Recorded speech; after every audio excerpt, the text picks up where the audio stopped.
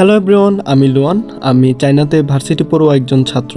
আজকে আমার চ্যালেঞ্জের তৃতীয় দিন। আজকে যেহেতু অনেক দিন পরে রোদ উঠেছিল, তাই আমি খাবার দাবার সেরে বেরিয়ে পড়ি ক্যাম্পাস ঘুরে দেখার উদ্দেশ্যে। যদি এমন সানি ডে থাকে তাহলে আমাদের ডরমিটরি থেকে ওই যে সুন্দর পাহাড় দেখা যায়, এবং আমাদের ক্যাম্পাসটা আসলে অনেক বেশি সুন্দর। লেক থেকে শুরু করে সবকিছুই রয়েছে আমাদের ক্যাম্পাসে, যা আমাদের কথায় বলা যায় একের ভিতর সব।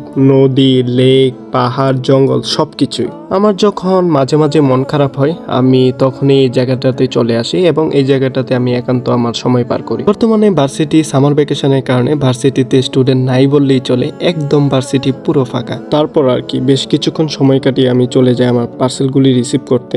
এটা আমার আই, যিনি আমার খুব পছন্দের একজন মানুষ। যদি বলি চায়নাতে সবচাইতে বেশি আমার কে খোঁজখবর নেই, তাহলে উনি সবচাইতে এগিয়ে থাকবে। বলে রাখা ভালো, আমি চায়নাতে একদিন আগেই অনলাইনে অর্ডার করে রাখি, যা আমি পরের দিন খাবো, কারণ অনলাইনে অনেক বেশি সস্তা।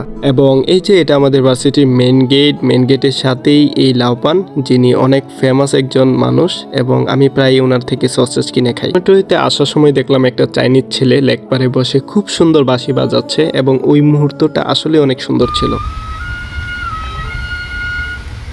তারপর আমি রুমে চলে আসি এবং রুমে এসে রান্না শুরু করে দেই। আজকে রান্না করেছিলাম মুরগির তরকারি। রান্না করতে করতে এবং খেতে খেতে অনেকটাই রাত হয়ে যায়। আজকে সারাদিনের খরচ ছিল মাত্র 11 টাকা, এবং আমি রাত্রে প্রায় 2 থেকে আড়াই ঘন্টা পড়ালেখা করে রাত 11টার দিকে ঘুমিয়ে যাই।